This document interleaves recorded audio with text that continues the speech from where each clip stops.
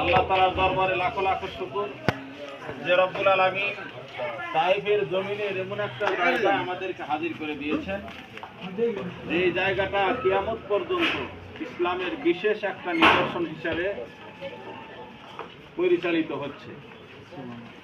এই জায়গাটা এমন একটা জায়গা, দিনের নবী মুহাম্মদ রাসূলুল্লাহ সাল্লাল্লাহু আলাইহি ওয়াসাল্লাম যখন তায়েফবাসীর কাছে কালিমার দাওয়াত নিয়ে এসেছিলেন, তো তায়েফের বয়োজ্যেষ্ঠ মুরব্বী যারা ছিলেন তারা তাদের যুবক ছেলেদেরকে, বাচ্চা ছেলেদেরকে লেলিয়ে দিয়েছিলেন যে এই লোকটাকে তোমরা পাথর মেরে শেষ করে দাও। তো তারা কি করলেন, এই বাচ্চা ছেলেরা দলে দলে রাসূল কারীম সাল্লাল্লাহু আলাইহি সাল্লামকে টার্গেট করে বৃষ্টির মতো পাথর নিক্ষেপ করা শুরু করলেন।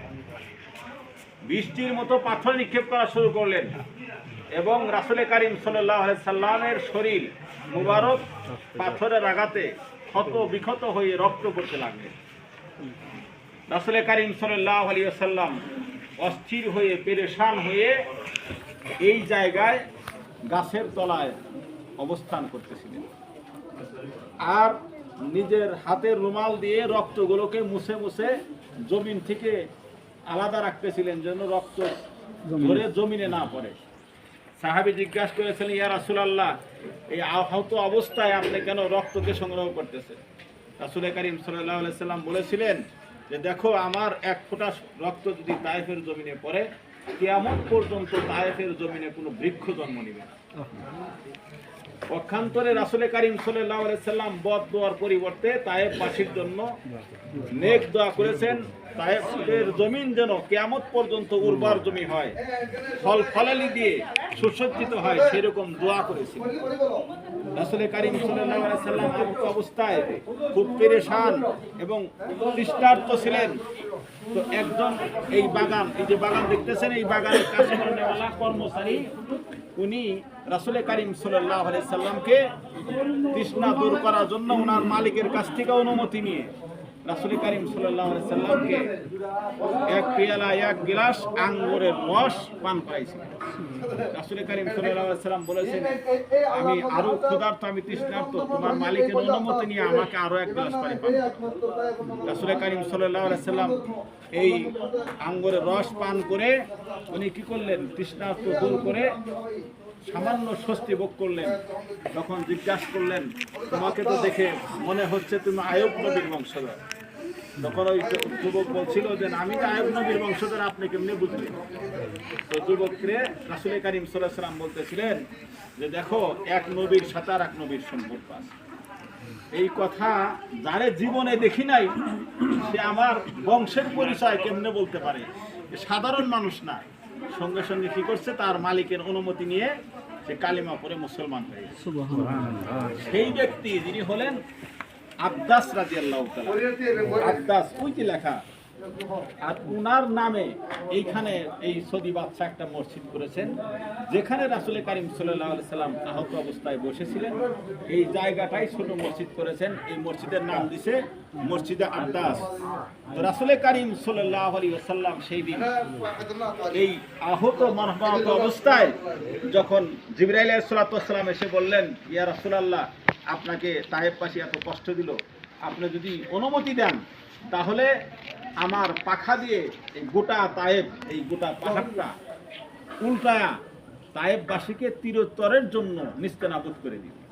রাসূল কারীম সাল্লাল্লাহু আলাইহি সাল্লাম বলছিলেন যে দেখো, আমি যদি এই তায়েফবাসীকে ধ্বংস করে দেওয়ার অনুমতি দেই, আমি কালিমার দাওয়াত নিয়ে কার কাছে যাব? তখন রাসূল কারীম সাল্লাল্লাহু আলাইহি সাল্লাম এই অনুমতি দেয় নাই যে তায়েফবাসীকে ধ্বংস করা। এই পাহাড়, যেই গোটা তায়েফ শহর, এটা একটা পাহাড়ের উপরে, যে আমরা একটা পাথরের উপরে যেরকম লেবেল করলে, এই গোটা তায়েফ শহরটা কিন্তু একটা পাহাড়ের উপর। এই পাহাড়টা প্রায় 1.5 মাইল উঁচু। এটা আস্তে আস্তে ঢাল হয়ে উঠে। পাহাড়িয়া রাস্তাতে আসলে বোঝা যায় যে এটা কতক্ষণ লাগে পাহাড়টা উঠতে। তো এই পাহাড়, গোটা পাহাড়টা রাসূল কারীম সাল্লাল্লাহু আলাইহি সাল্লাম এইখানে শৈশবে বড় হয়েছেন, মা হালিমার ঘরে দুধ পান করেছেন। এই গোটা পাহাড়টার অবস্থা এরকম যে এই পাহাড়টা একসময় দুনিয়ার মধ্যে যখন রাসূল কারীম আল্লাহ রাব্বুল আলামিন এই বাইতুল্লাহ শরীফ প্রথম নির্মাণ করেন। এই বাইতুল্লাহ শরীফ প্রথম হযরতে জিবরাইল আলাইহিস সালাম তওয়াফের উদ্বোধন করেন। জমিনের মধ্যে সর্বপ্রথম তওয়াফ করেন জিবরাইল আলাইহিস সালাম। আর এই তওয়াফ করা অবস্থায় জিবরাইল আলাইহিস সালামের ফেরেশতা জিবরাইল আলাইহিস সালামের কাঁধের উপরে এই গোটা তায়েফ শহর ছিল। এই জন্য জিবরাইল আলাইহিস সালামের সে অভিজ্ঞতা আছে যে এই তায়েফ শহরটাকে রাসূল অনুমতি দিলে শহরটাকে কি উল্টায়া চিরতরের জন্য তায়েফবাসীকে দাফন করবে। রাসূল সাল্লাম দয়ার সাগর মায়ার সাগর উনি বলেছিলেন, না, কখনোই না, আমি এই অনুমতি দিতে পারি না। কারণ আমি যদি এই অনুমতি দেই তাহলে তায়েফবাসী যদি ধ্বংস হয়ে যায়, তাহলে দিনের দাওয়াত, কালিমার দাওয়াত নিয়ে আমি কার কাছে যাব? পক্ষান্তরে রাসূল কারীম সাল্লাল্লাহু আলাইহি সাল্লাম আহত অবস্থায় জোরে জোরে কালিমা পড়তেছিলেন, লা ইলাহা ইল্লাল্লাহু মুহাম্মাদুর রাসূলুল্লাহ। তখন সাহাবী জিজ্ঞাসা করি, ইয়া রাসূলুল্লাহ, এখানে তো কোনো লোকজন নাই, আপনার এই কালিমা কে শুনতেছে?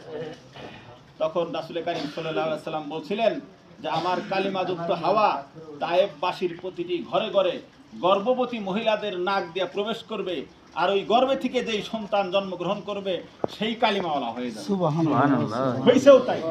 এই জন্য আল্লাহ তাআলা আমাদেরকে এই মুবারকপূর্ণ জায়গায় হাজির হওয়ার তৌফিক দান করেছেন। আল্লাহ তাআলা ভবিষ্যতে যেন আমাদেরকে আরো বারবার এখানে আসার তৌফিক দান করেন। সকলে বলে আমিন। ওমা তৌফিক ইল্লা বিল্লাহ, ওমা তৌফিক ইল্লা বিল্লাহ। আল্লাহুম্মা সাল্লি আলা মুহাম্মদ ওয়া আলা আলি মুহাম্মদ কামা সাল্লাল্লাহু আলাইহি।